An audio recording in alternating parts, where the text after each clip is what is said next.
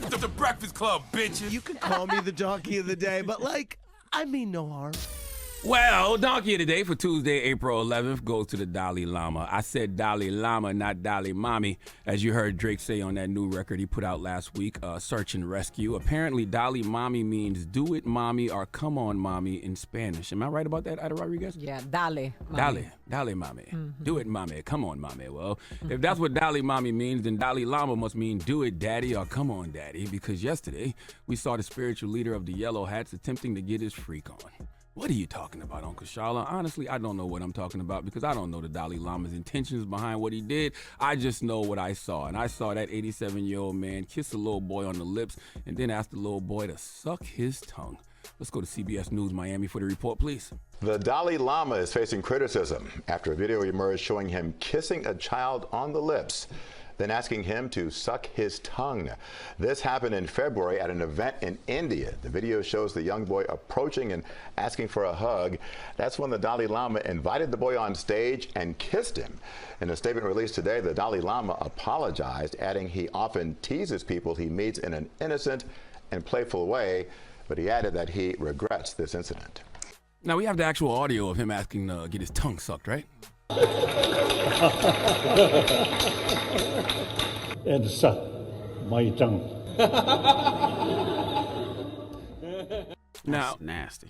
That's an understatement. Now, I was reading an article in the Independent, and they were saying that online, the Dalai Daddy's supporters were defending him, saying that the exchange can be explained by Tibetan culture. Okay, what is the culture? Well, according to a 2014 BBC article, sticking out your tongue can be considered as rude, but in Tibet, it's a way of greeting. It has been a tradition followed by the Tibetan people since the 9th century, when the region was ruled by Lang Drama, who was known for a black tongue.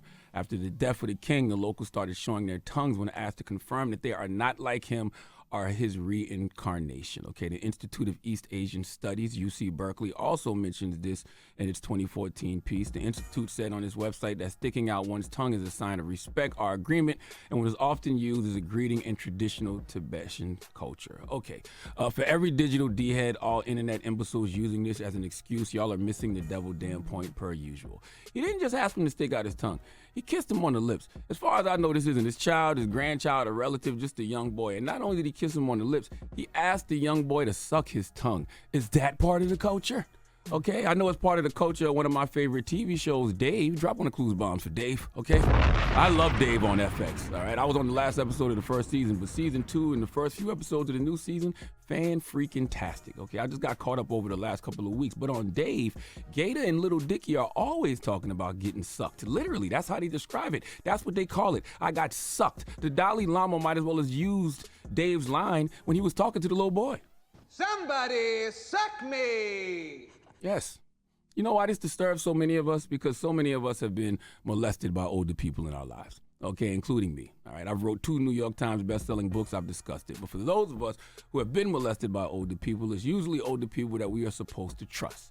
Family members, spiritual leaders, in some cases, teachers, people who are supposed to serve our greater good are usually the ones taking advantage of us as kids. So trust me when I tell you, the reaction to stuff like this is personal, okay? And when you got young kids like so many of us do, and you've been touched on before, the parental paranoia that we experience in those situations, I don't even have time to describe to y'all right now, okay? That's what my therapist is for. But trust and believe this image upsets my demons. And in this era where you can go online and read QAnon conspiracy theories of celebrity pedophile rings and Balenciaga when they got the ad campaigns depicting kids in BDMS attire and the child pornography court ruling papers, and let's not even start talking about the priests in the Catholic Church, okay, which is what I'm sure a lot of people thought about when they saw this. Now, the Dalai Lama did apologize, okay? He apologized to the boy and his family and said he regrets the incident. No, you probably regret that the cameras were rolling.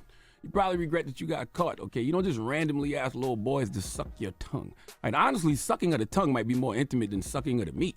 You sucking somebody's tongue, especially in this era of COVID and monkeypox. What's the COVID requirements in Tibet? All the 80-plus-year-olds I know to this day wear masks around everybody, especially little germ-carrying kids. But this man, the Dalai